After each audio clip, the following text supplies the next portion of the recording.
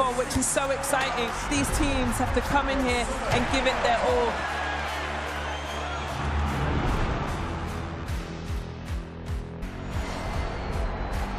Have a real nice tempo. Goes baseline, watch out. Oh, my! Oh, baby! All the way down the runway for a big-time throwdown.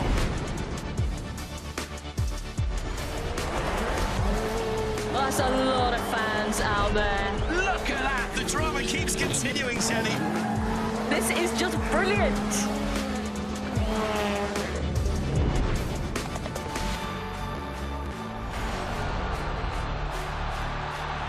He strikes. Starts as you mean to go on. But this is the danger of the top two guys, and that nuclear weapon that is. Oh, hello, goodbye. Score! In the back of the net. And shoots. Score!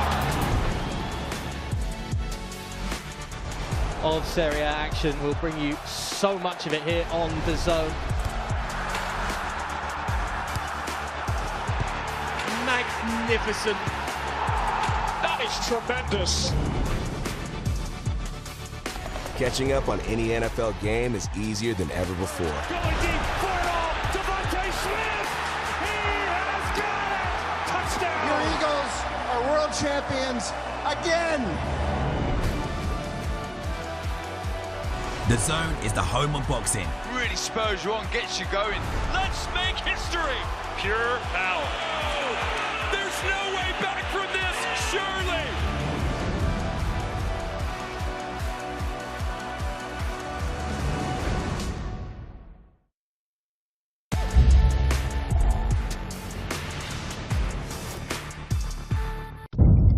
The following program is recommended for those 16 and over, as it contains sporting violence, possible bad language, and flashing imagery.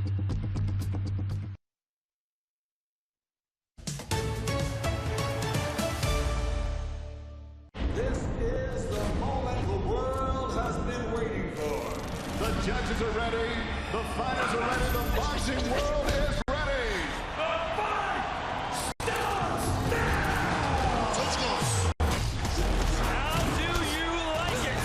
Oh, So aggressive, so focused. it all comes down to this.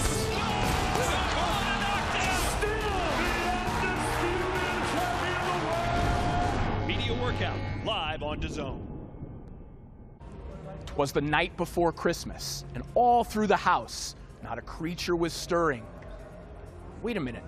I just heard a big bang, like something from a monster. Let's go check it out.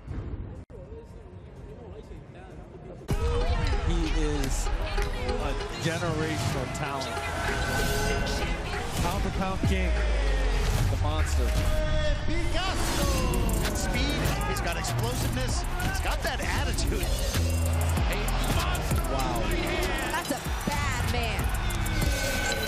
Emphatic fashion. That was way too easy for Naoya Inoue.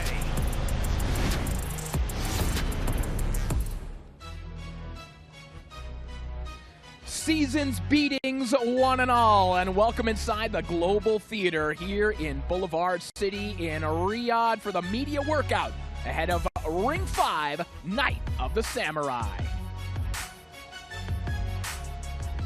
Hello everyone, I am Corey Erdman alongside Ring Senior Insider Mike Coppinger. Pleased to be here with you for the open workouts here in Riyadh. And Mike, as two hardcore boxing fans for a very long time, what better present could there be than to see fighters like Naoya Inoue and Junto Nakatani in the flesh, but also on a major platform? We remember the days when you had to work pretty hard to see elite Japanese fighters on your screen. Yeah, Corey, the sickos like you and I were trying to go streaming, you know, shady streaming services. Now we have the Zone showing these good fights. And this is remarkable, really. We have two of the pound-for-pound very best in the world, Junto Nakatani and Naoya Inoue.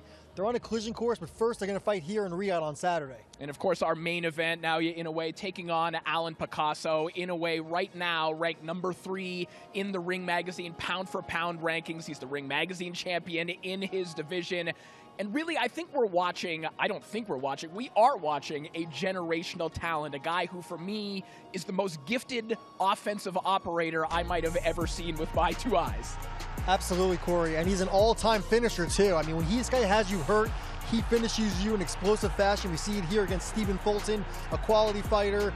He did it earlier this year against Ramon Cardenas. And what's really amazing to me, Corey, is we have Naoya Inoue making his 4th title defense this year, 4th defense of the Ring Magazine title. If he's successful as expected, he'll be the first fighter since the great Larry Holmes to defend the Ring Magazine Championship 4 times in a calendar year. Yeah, you have to put him in the argument for one of the great years of all time. Of course, all due respect to Harry Greb and Henry Armstrong, guys that could fight a lot more often than we can presently, but in terms of the modern era, this is about as good as we've ever seen. In terms of the schedule he's cutting, what he's been doing, and again, talent level is just off the charts. Talent level off the charts and activity level off the charts right now, too. I mean, most of these guys are fighting once a year, right? Especially guys that are making serious money like Inoue. And I asked Inoue earlier this week why. He said, I love boxing. So, and it shows in the way he fights. All right, let's take a look at the Ring Magazine rankings at 122. Of course, Inoue, the reigning champion, 31-0. But again, you don't want to underestimate Alan Picasso, sitting at number 4 in the ring rankings as well. Obviously, with how great Inoue is, and he is a monstrous favorite, but Picasso, a very, very solid top 5 fighter divisionally. Picasso, a very talented guy, tall for the division, lanky, and anytime there were these top 25, under 25 lists, Picasso was always there. What concerns me for Picasso is he's never fought somebody that's really in the top 15 even. Now he's going all the way to the generational level. He didn't really have the preparation for this fight. But when you get an opportunity like this, you can't say no, right, Corey? Yeah, and I think for Picasso, remember, this is a fight that is obviously made for this weekend. But, Mike, as you know, this has been rumored for a little over a year. Picasso's been sitting in the WBC rankings, kind of waiting for this type of opportunity. So in speaking to Picasso, and this is a guy who is who's studying to be a neuroscientist, right? You give this guy a long time to study something, there's something to that. Yeah, and again, when you're talking about a taller fighter, he's going to have angles on those shots. And, you know, Inoue's preparing for another tall, lanky fighter, so this makes a lot of sense for Inoue. Junto Nakatani, of course, in the co-main on that collision course, like we mentioned, with Inoue. I think Inoue's going to feel right at home. We even have the cherry blossoms here, Corey. So no right. stone left unturned. Yeah, cherry blossom blazer as well. Perfect segue as well. Of course, Nakatani taking on Sebastian Hernandez in the co-feature, with all eyes on that potential clash at the Tokyo Dome next year, next May, between Inoue and Nakatani. But Nakatani entering a new weight class for the first time. Yeah, and Corey, I think Nakatani doesn't really get enough credit. He really flies under the radar. He's been fighting in Naoya Inoue's shadow for a long, long time. If Inoue wasn't there, I think Nakatani would get much more spotlight. He's a big-time puncher. I mean, that knockout he had of Andrew Maloney years ago, you see him right here against Nishida. In his last fight, you know, he wins the Ring Magazine Championship, doesn't defend it, of course. But I think Nakatani is also an elite fighter, and he can also be a generational grade when it's all said and done. Yeah, and Nakatani, going back to that Nishida fight, where, of course, he won the Ring Magazine title, which was vacant at the time. He had to let that go to move up to 122. For my money, Mike, that was his meanest performance. His coach, Rudy Hernandez, told him in round 1, go out looking for the knockout. Show him that you're in there with a pound-for-pound caliber fighter. And I think that there's a chance we see the same type of performance on Saturday. Yeah, it's funny, right? Because we're calling this Night of the Samurai. It really could be Japan versus Mexico. The top 3 fights feature 2 boxing-crazed countries. And Japan is always, you know, you never put Japan on the same level as Mexico, but over these last couple of years, we've seen a real revolution from Japan, right? Yeah, well, we're going to take a look at the Ring Magazine pound-for-pound rankings, because it is a rarity to see 2 fighters in the top 6, top 7 of the pound-for-pound rankings on the same card, which of course speaks to the depth of our event this weekend at Night of the Samurai. You see Inoue at number 3, Nakatani at number 7. But the other storyline here, Mike, is what will happen at the top of these pound-for-pound rankings. This is a very temporary ranking because Terrence Crawford has announced his retirement. So do you think there's a possibility that Inoue could move to number 1 with the right type of performance this weekend? I think no question. I mean, we've seen over the last couple of years, right, Corey? Anytime Inoue fights or Usyk fights or Crawford fights, it's like a lot of recency bias. Guys go up, guys go down. It's kind of like, what have you done for me lately? So if Inoue could get Picasso out of there in an explosive fashion, I think there's going to be a lot of favor for him at the top of that list. So an explosive card coming your way this weekend. Let's take a look at what is on tap. as we start with a super bantamweight showdown between Reito Tsutsumi and Leobardo Quintana, kicking off the action on Saturday. And then undefeated lightweight sensation Taiga Imanaga looks to move to 10-0 when he takes on Eridson Garcia. The amazing boy Kenshiro Teraji is back in action and moving up in weight as he challenges Willibaldo Garcia for the IBF super flyweight title. As mentioned, Junto Nakatani makes his debut at super bantamweight with a tricky task against fellow undefeated knockout artist Sebastian Hernandez. And of course, the main event sees pound-for-pound superstar Naoya Inoue defend his undisputed status at 122 pounds against Mexico's Alan Picasso. And with that, we are ready to see the fighters throw hands for the first time this week.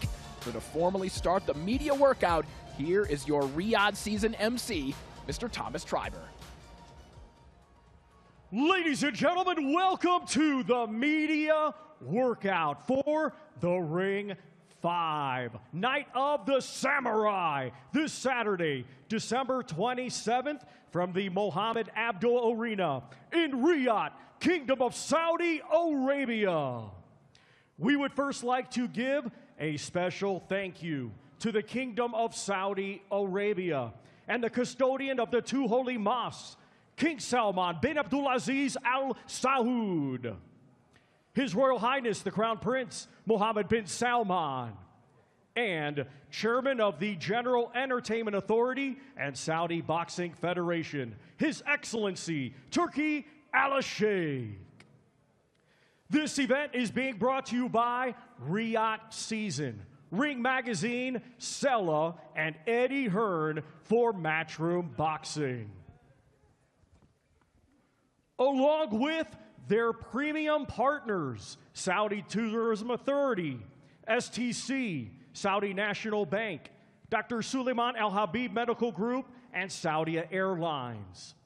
Their strategic partners, Mayar United, Arroyo Cruises, Sadia, Lucid Motors, SHG, and Azure.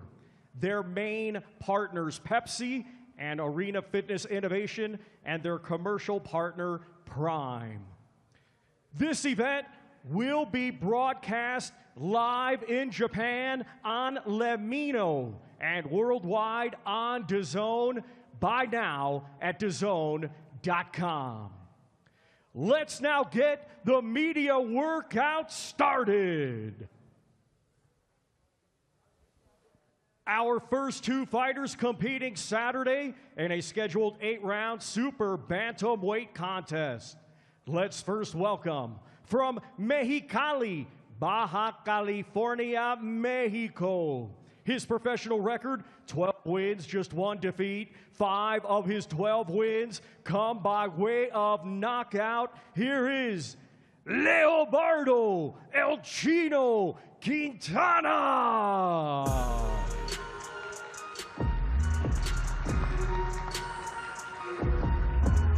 So here comes Leobardo Quintana, the 23-year-old from Mexicali, Baja California, Mexico.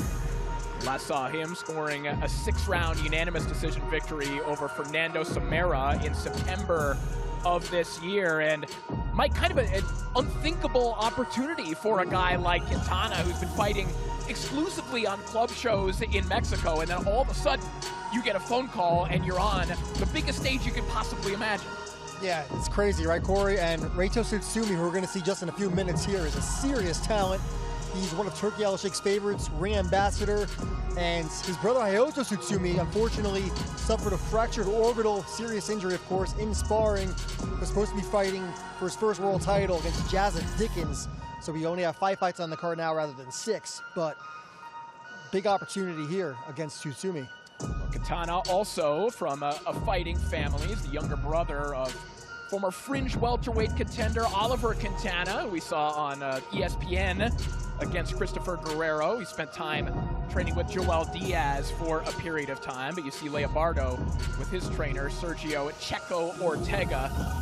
And this is one of those interesting kind of tests for a fighter like Tsutsumi, Mike, because Tsutsumi, obviously 3-0. He's looked terrific, particularly in his last 2 outings. But you have a guy in Quintana with significantly more professional experience. He's going to bring that level of toughness and that endurance that has come with the experience that he has.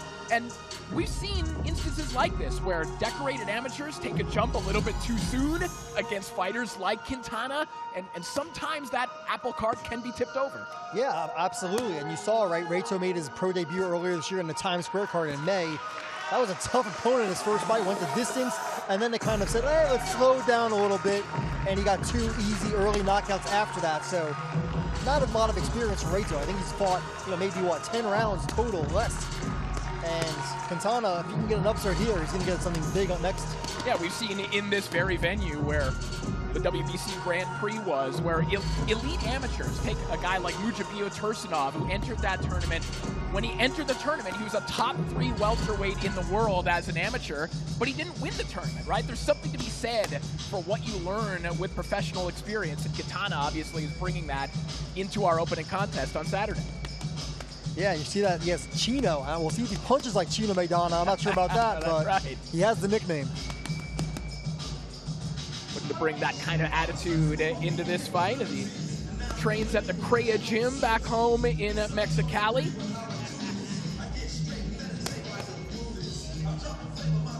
This fight's scheduled for 8 rounds, so another thing to consider for Tsutsumi, getting stretched out a little bit more, trying to test that endurance and mental endurance as well.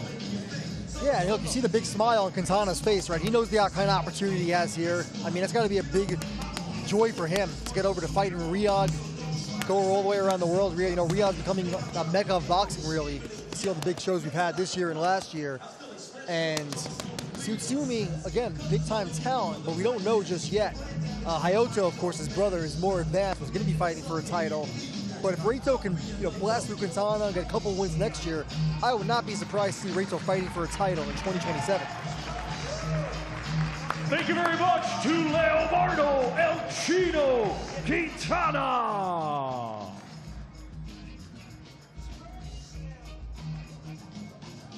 So Leobardo Quintana wrapping up his media workout, shaking out for the first time here in Riyadh. We've seen him at the hotel gym already. He's been basically in the gym since the second he landed. So Quintana taking it seriously, a big opportunity for him this weekend.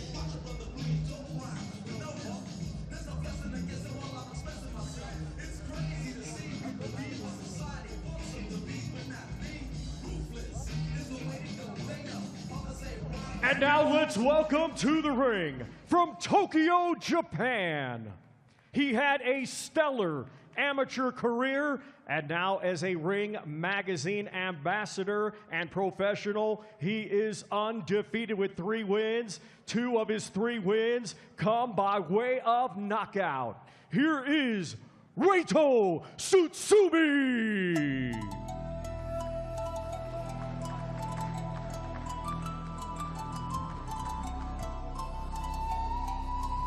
So one of the hottest prospects in boxing, Reito Tsutsumi, making his way to the ring.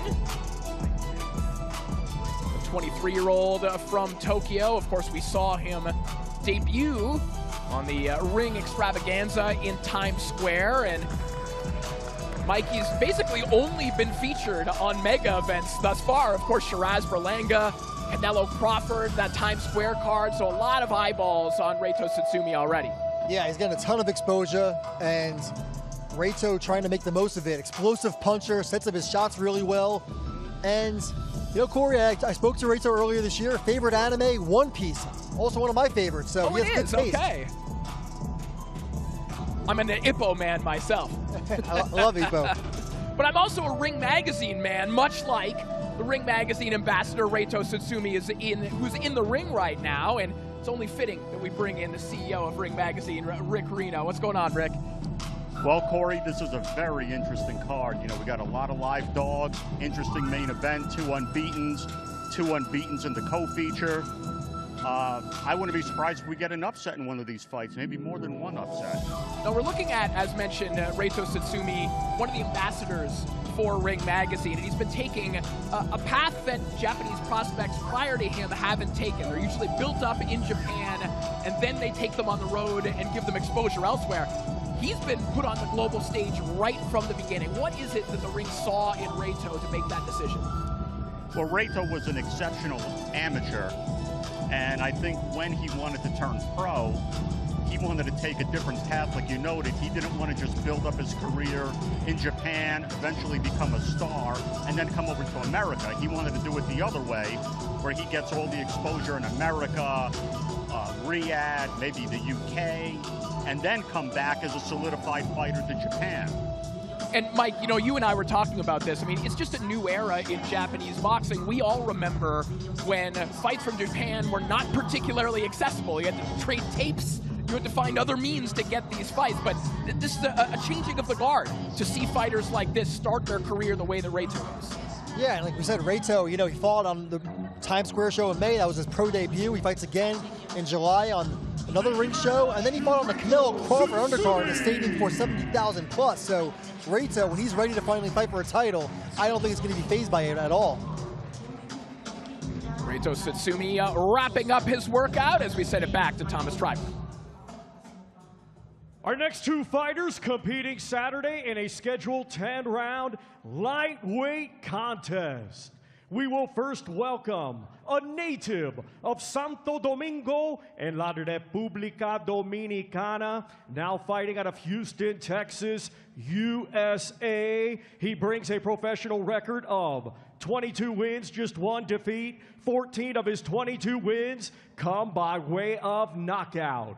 He is the current WBO and ABO champion. Here is Eridson Garcia.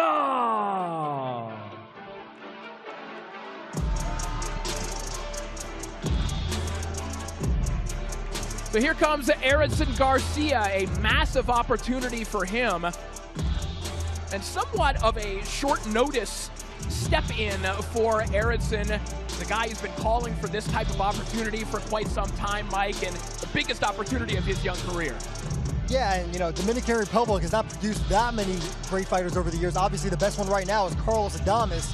Eridson Garcia, if he could score an upset here, he could join Adames on that small list of fighters from the Dominican that are making noise on the world level. Of course, coming off a second-round knockout win over Brian Pava in Colombia last month. We're taking on Taiga Imanaga this weekend at Night of the Samurai. And Rick, this is also indicative of what we're seeing more and more with these Riyadh season cards. Putting a guy like Imanaga in with Eridson Garcia this young in his career, probably not something we would have seen in recent years. Well, the one thing you could see with the Japanese fighters, and it's more common than it is in the United States or even in the UK, they fast-track their prospects. It's either sink or swim. They're not afraid to put a guy like Taiga in with a tough opponent like this. Even Inoue was fast-tracked, Nakatani was fast-tracked, and even Reito is facing a guy that's 12-1. I mean, they're not afraid to fast-track their prospects. If they see the talent, they're not going to wait till fight 15 or fight 20 to put him in with a real guy or a guy that could test them. They'll do it early on so they know exactly what they're working with. Yeah, and to put that in perspective, remember, Taiga is a guy who had the Japanese lightweight title, left it behind, was originally going to fight a guy who was ranked number 3 by a sanctioning body and is still facing a world-ranked fighter in his first step outside of Japan. Yeah, a lot of these guys, when you present an opponent, a tough opponent, a ranked opponent, even a world champion, their handlers don't say no. They just say how much. You know, so they're ready to fight anybody. Even Kenshiro, coming off a loss, is stepping in with a world champion at a higher weight. These guys are from Japan, the top guys, the rising prospects, the top contenders. They're not afraid to test themselves. Well, speaking of the top guys in Japan, before we get you out of here, Rick, we want to ask you about the two main fights, obviously, Naoya Inoue and Junto Nakatani, and the possibility of that showdown at the Tokyo Dome. For a lot of fight fans, a dream matchup in a dream location. I mean, if that fight comes together, both guys have to win on Saturday. It could be, you know, one of the biggest fights ever in Japanese boxing history. And, you know, Inoue's in a tough test. Inoue's gone down in 2 of his last few fights. Picasso, you have to say, is a better fighter than the guys that dropped Inoue in his recent fights. If there's ever a time when a guy's going to go in there full of confidence, undefeated, thinks he could take Inoue down, it's right now. So we'll see. That mega fight under siege this weekend here in Riyadh. Rick Reno, thank you so much for coming up here. It's been about 2 decades in the making for all 3 of us to be on camera together. Thank you. Thank you for joining us. The CEO of Ring Magazine, Rick Reno, as Eridson Garcia continuing his workout here. Thank you very much to Eridson Garcia.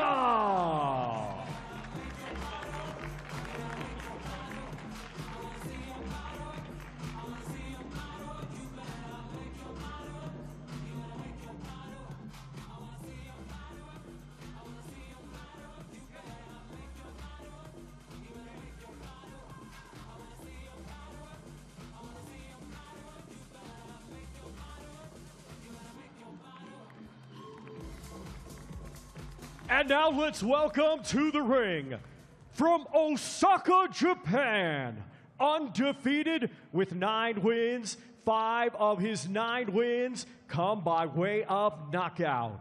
He is the current Japanese champion. Here is Taiga Imanaga.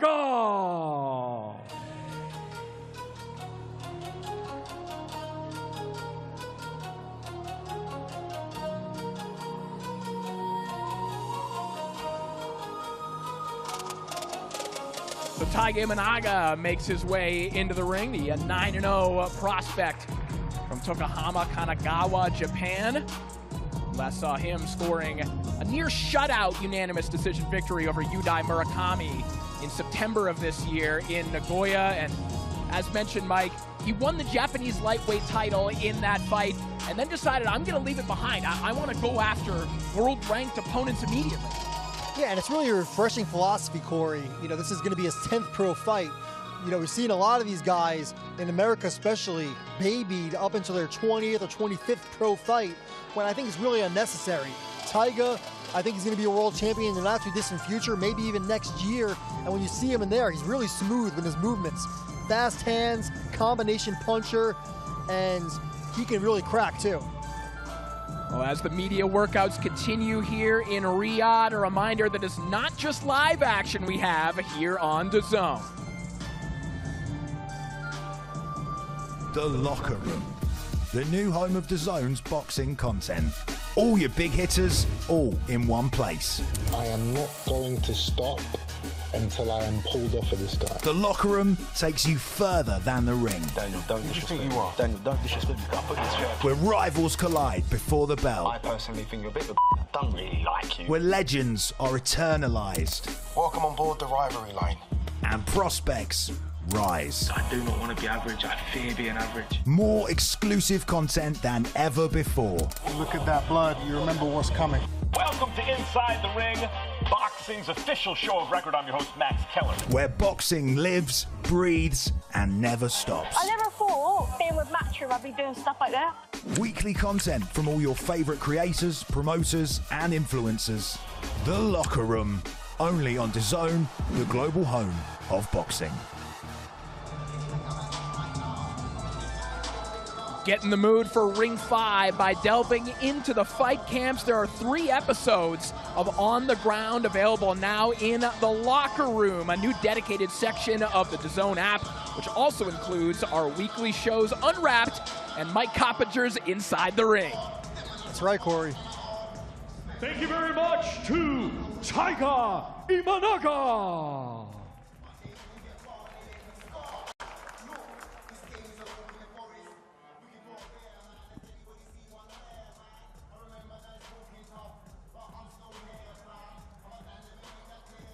Step up for Taiga Imanaga, stepping up onto the world level this weekend. An audacious step for Imanaga, who has been called the future of Japanese boxing.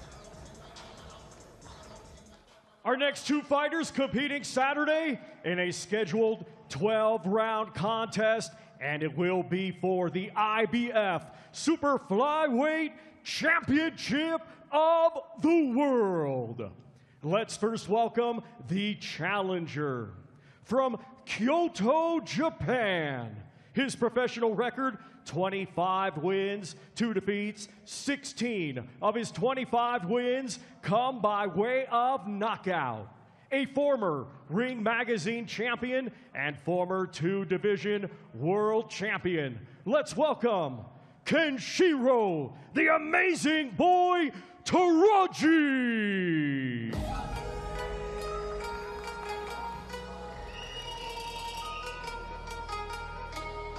So the amazing boy, Kenshiro Teraji, back in action.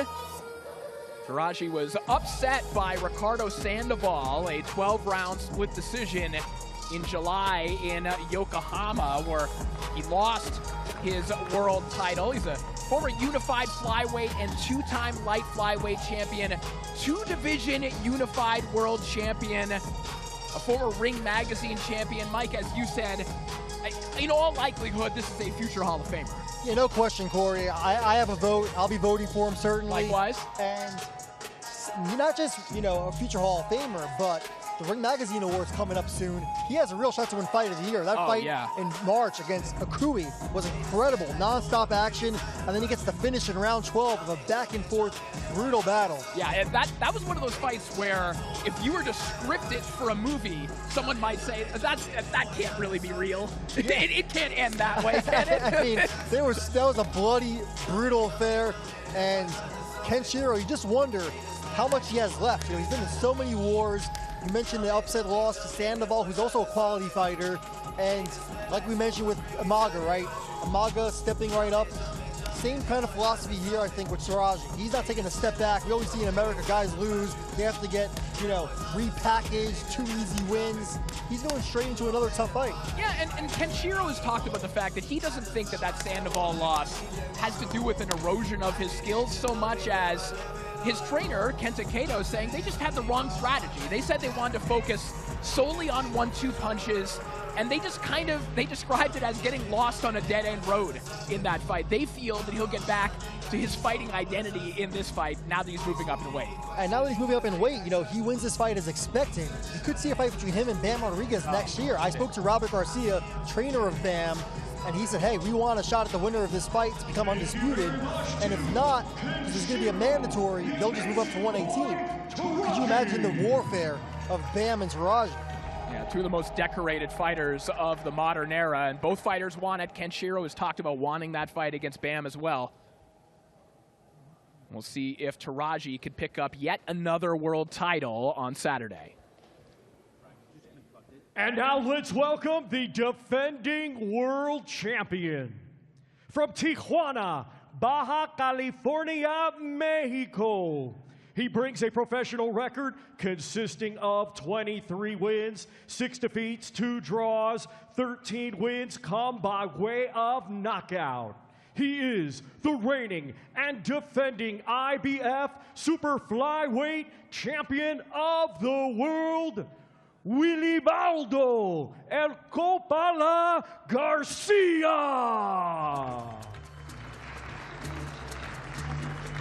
Well, one of the sport's most unlikely world champions, the IBF Super Flyweight champ, Willibaldo Garcia, who at 35 years of age scored a 12-round split decision victory over Rene Calixto to win that title in May of this year. A rematch from their first bout. They fought to a draw. Many people thought the dream would be over, but Willibaldo Garcia and his manager Sean Gibbons, they still believed, Mike, and he got the job done finally. Yeah, Sean Gibbons always finds these guys that are just rough and tumble characters. I mean, not many times you see first-time champions with 6 losses. So Garcia is certainly here to win, even if he's going to be a big underdog. And none other than Frank Smith right here knows too well about fighting Sean Gibbons fighters, right? I know. Sean is everywhere, isn't he? He's everywhere with his flag. You can't get rid of Sean. He's going to be in the sport till he's about 100. I think so. Obviously, Sean's had names like Manny Pacquiao, but in talking to him earlier today, he kind of made the comparison between Willibaldo and Orlando Salido. And you and I have spent a lot of time together in Mexico, where there always seem to be those diamonds in the rough to be extracted. For sure, and look, this is the opportunity for him. He's obviously world champion, but to come here on a card like this, I mean, look at the show, look at the setup, to come and change his life completely.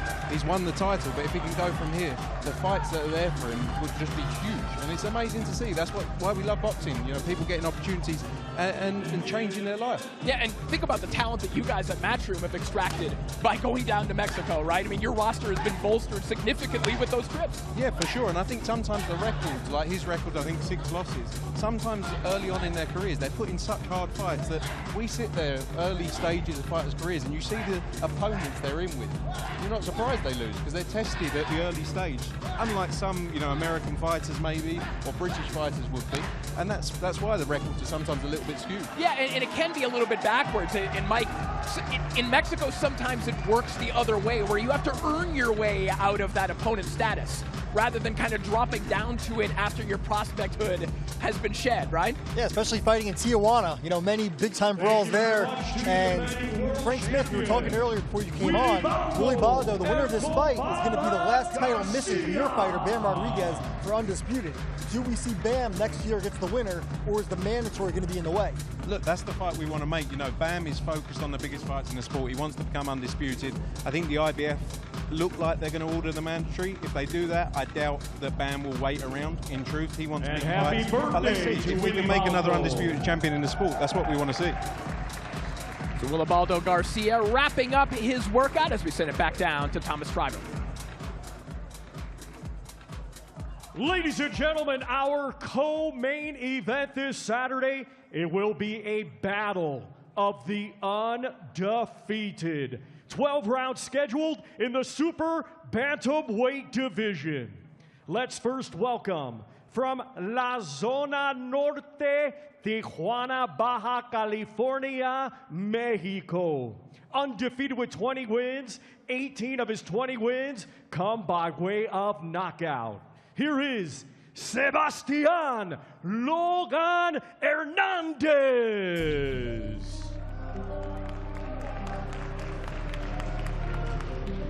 Well, nearly unthinkable opportunity for this man, Sebastian Logan Hernandez. We last saw scoring a 10-round unanimous decision over Azat Hovhannisyan in May of this year. You know, Hernandez has been really honest about his preparation for this fight. Frank, he was joking, and he said when he was watching Junto Nakatani over the years, he said, well, I'm really glad he's not in my weight class, because I really wouldn't want to fight that guy. Now he has to fight that guy. Yeah, I mean, but this is, again, I go back to the point, an opportunity here. He can upset all the cards. You know, there's all this talk at the minute about Nakatani fighting Inoue. We've seen it time and time again where there's talk about what's in the future. This is his time to upset, you know, upset all of the future plans for everyone. And he'll be using that as he goes into this fight. Well, those future plans, excuse me, that you allude to, obviously, that's Inoue and Nakatani at the Tokyo Dome in May. Your thoughts on this main event and getting to see the monster on this stage? Yeah, look, Inoue's a special fighter. We actually had Akhmadaliev boxed him in September in Japan. He's a superstar of the sport. He's cool, calm, composed. Someone said earlier, I think he's had 26 world title fights, which when you look at him, look at his age, he's unrivaled, really, and that's a huge fight. Tokyo Dome would be unbelievable for that. But they both got to get through Saturday. They've got 2 fighters against them who are going to come and bring it. Again, like I say, they can both come in and upset everyone's plans. But what a fight that would be if we could see it. It would be an extraordinary scene, Frank. So thank you so much for joining us, and we'll have to have you back here tomorrow. See you tomorrow. All right. Frank Smith, the CEO of Matchroom. Sebastian Hernandez continues to shake out in the ring here. Hernandez, the gaudy knockout record, Mike, and obviously he's thinking knockout in this one as well. Yeah, absolutely. You know, he's a hard-nosed Mexican. The Mexicans don't know how to fight any other way, right, Corey? He's going to apply pressure nonstop. But Junto Nakatani is no stranger to Mexican boxing. Rudy Hernandez is his trainer, Mexican fighter, the brother of the late former champion Genaro Hernandez. And when I asked Junto Nakatani who's his favorite fighter of all time, you know, I was expecting he'd be fighting Arada or Kameda. He said Benito Lopez. Sebastian Logan Hernandez. So a life-changing opportunity for that man, Sebastian Logan Hernandez, as he takes on the Big Bang, Junto Nakatani. And now let's welcome to the ring, from Sagamihara, Kanagawa, Japan. Undefeated with 31 wins, 24 of his 31 wins come by way of knockout. He is an undefeated former Ring Magazine champion, a former 3-division world champion, and regarded as pound for pound one of the top boxers in the world. Let's welcome Junto Big Bang Nakatani.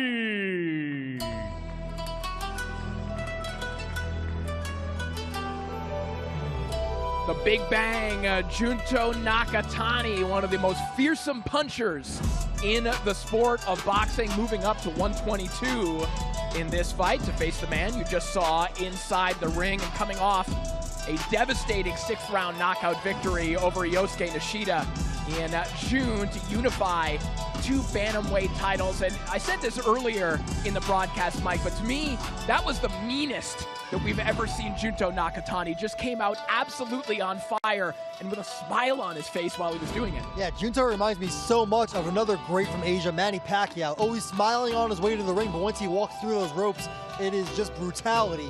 And when I was with Nakatani, you see him smiling right now. I said to him, what's your favorite English phrase or word? He said, happy. It makes sense. I mean, he seems to thrive within the violence, and I think he was loving the fact that Rudy Hernandez told him in that Nishida fight, hey, go out and try and knock him out in the first round. Go show him that he's in there with a pound-for-pound superstar. Yeah, and again, we said it before, but Nakatani, I think he'd be getting so much more attention in Japan and around the world if it wasn't for Inoue fighting in his shadow. I mean, this is a guy who's pound for pound, right, number 7 with the ring. Just won the Ring Magazine Championship in June. Isn't going to make any defenses, of course, but that's because he's going for a much bigger prize, moving up to 122 for a shot at Inoue, but he has to get past Hernandez first, and I think that he's going to have a lot of preparation fighting Mexican fighters. I actually watched him spar with Mo Cardenas, who dropped Inoue earlier this year. Yeah, as you mentioned, just an incredible hybrid of boxing cultures in a sense. Junto Nakatani, with that arrow straight precision that we've come to know from Japanese fighters, but also with that Mexican style inside game and that toughness, of course, honed with Rudy Hernandez. One of the most exciting and best fighters in the world. It's a combination that doesn't always go together, Mike. No, he's a really special fighter, and he's a special person, too. Talking about a guy who left the confines of Tokyo at age 15 to chase his dream and train in Los Angeles. Actually trains in Little Tokyo. I asked him about the sushi. He said, it's no comparison to the sushi at home. The Big Bang back in action this weekend. Ladies and gentlemen, the Ring 5 Night of the Samurai, highly anticipated main event this Saturday is scheduled for 12 rounds, and it will be for the Ring Magazine, IBF, WBA, WBC, and WBO Undisputed Super Bantamweight Championships of the World. Let's first welcome to the ring the challenger from Del Barrio Bravo de Tepito, la Ciudad de Mexico. Undefeated with 32 wins. He has 1 draw. 17 of his 32 wins come by way of knockout. Ranked number 4 by Ring Magazine, he is a former WBC silver champion, and this Saturday, the undefeated world title challenger, here is Alan David El Rey Picasso.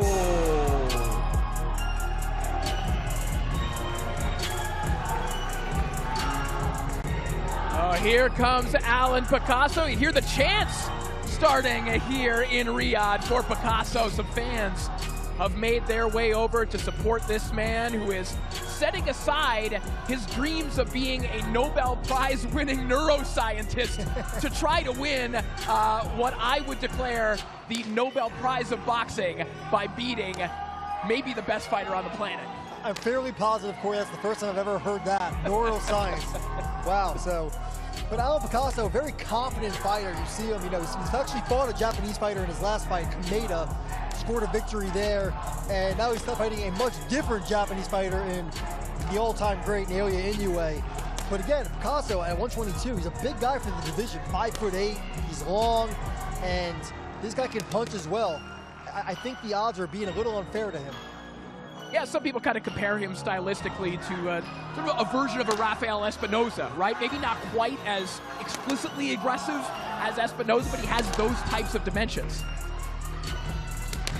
And you mentioned Espinoza. Espinoza's a guy that was given no shot virtually when he fought Rebasi Ramirez, scored an upset, and now he's considered one of the very best fighters in the world pound for pound, so you just never know. Oh, look at the menacing stare on the monster watching his opponent, Alan Picasso. And this is something culturally, Mike, that we see in Japan, where they'll do media workouts at each fighter's gym, and the opposing camp is there to comment on it as well. So in a way, watching intently as Picasso shakes out. It's funny, the dichotomy between Inoue and his potential future opponent, Nakatani. Nakatani always smiling, Inoue all business, menacing as you said. So you like to see him scouting his opponent. I always hate when you hear American fighters say, hey, you go, what did you think when you watch him on tape? Oh, I don't watch tape. Either A, they're lying, which I hope, or B, they're just not doing their homework. I think a lot of fighters thought it sounded cool when Floyd Mayweather said it, right? Right. Like a lot of things, yeah. Well, Picasso obviously on the biggest stage of his young career, but he's no stranger to big stages, of course, having fought on undercards beneath Canelo Alvarez, but beneath Floyd Mayweather, albeit in the Gotti III undercard. But Picasso, again, no stranger to the spotlight, but by far taking the biggest step up of his career. But of course, it's time. 32-0-1, as we've talked about earlier on the broadcast. He's kind of been rumored for this opportunity, sitting in the upper reaches of the sanctioning body rankings for a little over a year now. Yeah, he was expecting, Corey, to get that shot at Inoue this summer, ended up collapsing at the 11th hour, and then Ramon Cardenas steps in and then knocks down Inoue in one of the best fights of the year. So, Picasso, I wouldn't count him out from at least giving Inoue a tough fight. Inoue has been dropped twice now over the last few fights, and that was both times against Mexicans. Luis Neri and then Ramon Cardenas, a Mexican-American. Of course. Well, and Picasso has spent time in the Alfredo Caballero camp, so learning from, kind of one of those modern boxing geniuses, I always like to say, Juan Francisco Estrada. If you're going to pick up tips from someone in and around this weight neighborhood, Estrada, a pretty good guy to learn from. The very enthusiastic supporter group for Alan Picasso as he poses for the media here. Again, had some struggles against Konosuke Kameda last time out. It wouldn't be the first time that we'd see a fighter, Mike, kind of struggle in that tune-up fight, shall we call it, and then arrive when it comes time for the big fight. Yeah, absolutely. You can't discount that. You always think back to Evander Holyfield, right? When he fought against Bobby Ches, and he was kind of counted out. Of course, right? Too. So, yeah, Picasso already knew he was fighting Inoue then. Maybe he overlooked Kameda. Certainly he's not overlooking Naoya Inoue. And look, again, even though he has the height and reach advantage, I think we're going to see him go right after Inoue and try to fight him on the inside. And now let's welcome the defending world champion from Yokohama, Japan. Undefeated with 31 wins, 27 of his 31 wins come by way of knockout. One of the best pound-for-pound boxers in the world. He is a 4-division world champion, a 2-division undisputed world champion, and this Saturday, the reigning and defending Ring Magazine, IBF, WBA, WBC, and WBO undisputed super bantamweight champion of the world. Here is Naoya, the Monster Inoue.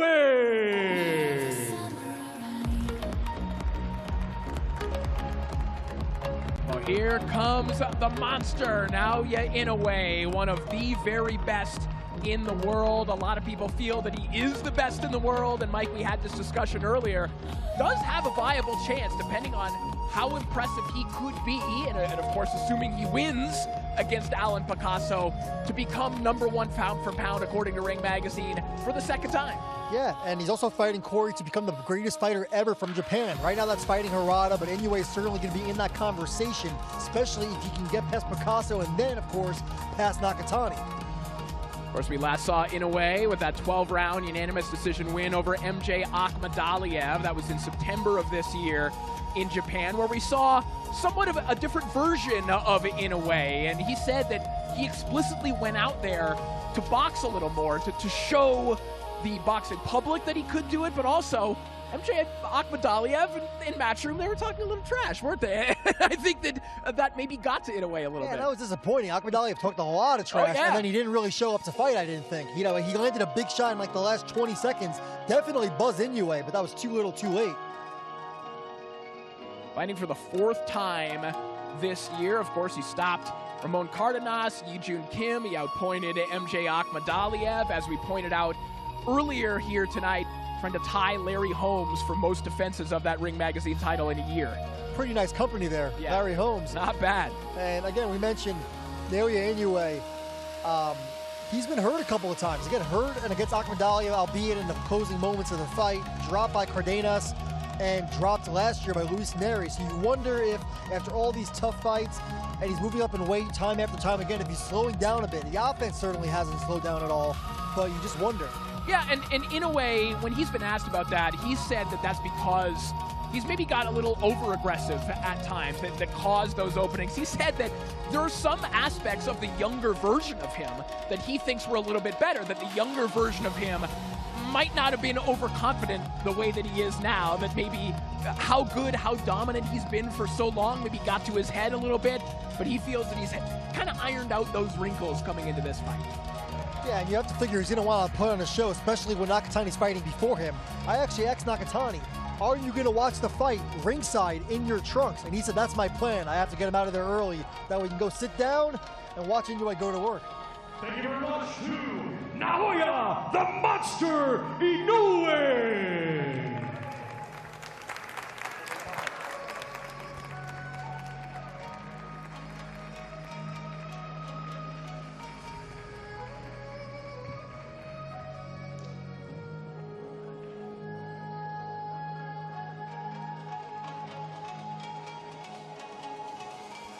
Well, the Ring 5, a Night of the Samurai, brings the curtain down on an incredible year here on DAZN, and 2026 promises more of the same. Which one of these two lions will leave Wembley as the face of English boxing? It's over! There's no way back from this! Let's make history! Nothing comes close to what we are witnessing here. A big left hand, unbelievable! Is Italma the heir apparent? It's the biggest win of his professional life. Alexander Usyk and Tyson Fury lock horns all over again. And he's just done it! Round 1, destruction! He's up on his feet! They stop the fight! Virgil Ortiz just like that! These shots are really sweet from Stevenson. No love lost between these two. Easy. But I'm going to show the world I'm the best in the world. I got something for you. Dimitri Bivol, Artur Beterbiev, the undisputed light heavyweight champion, and seal his place in history.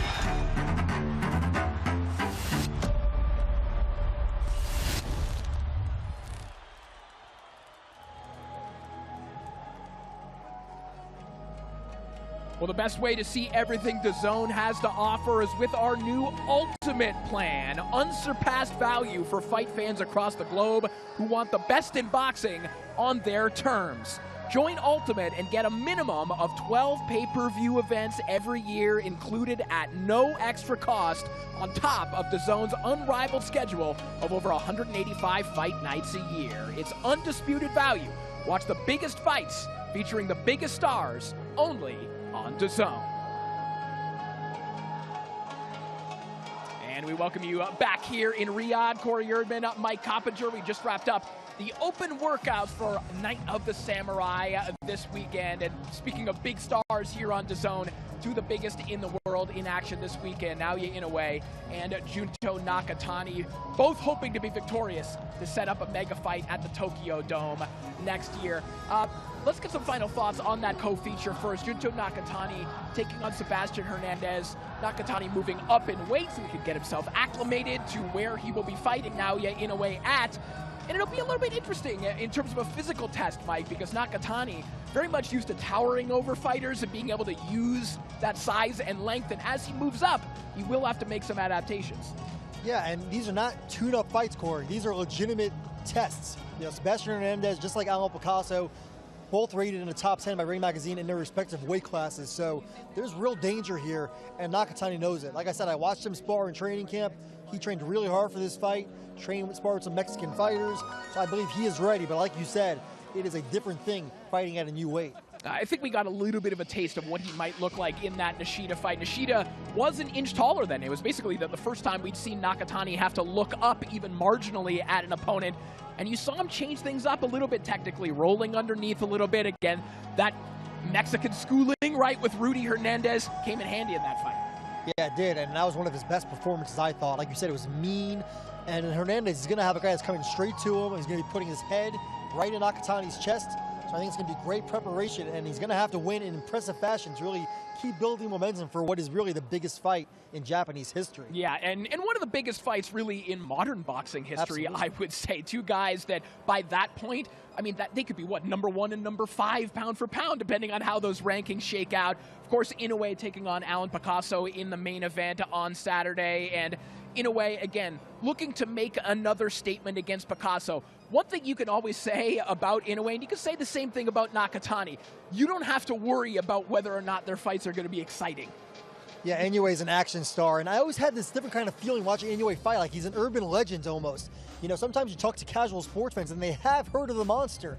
I mean, this guy is an incredible finisher, an all-time finisher.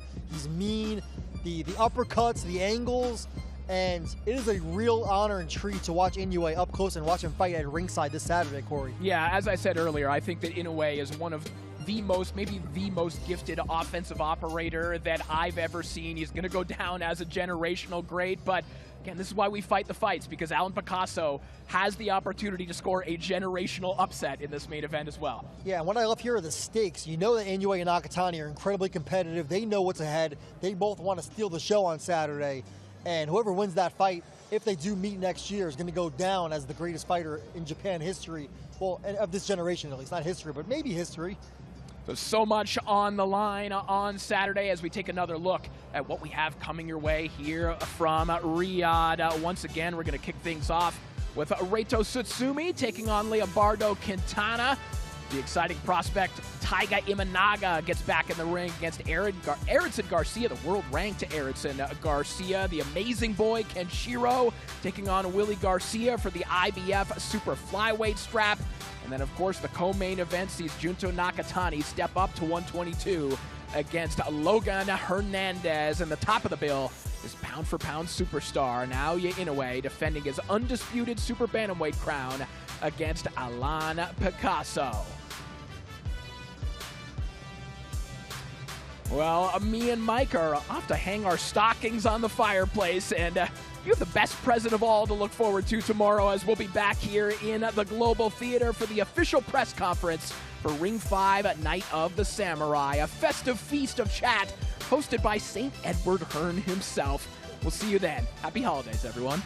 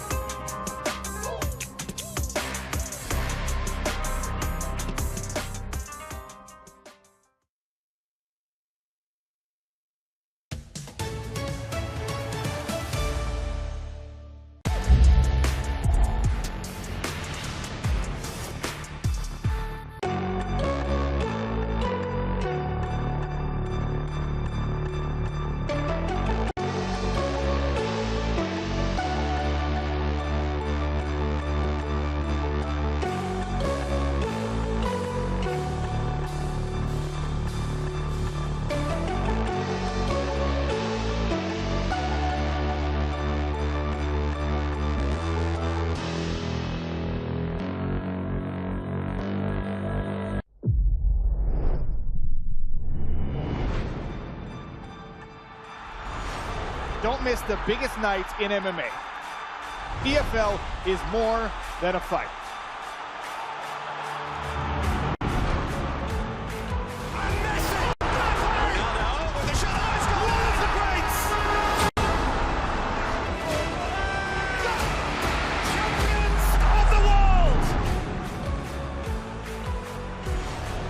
It's all to play for, which is so exciting. These teams have to come in here and give it their all.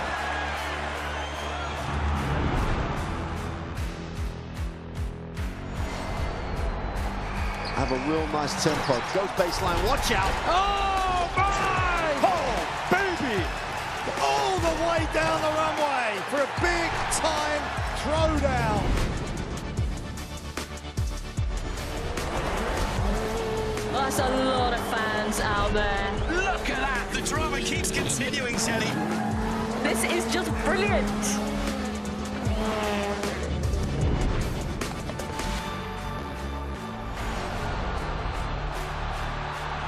He strikes. Starts as you mean to go on.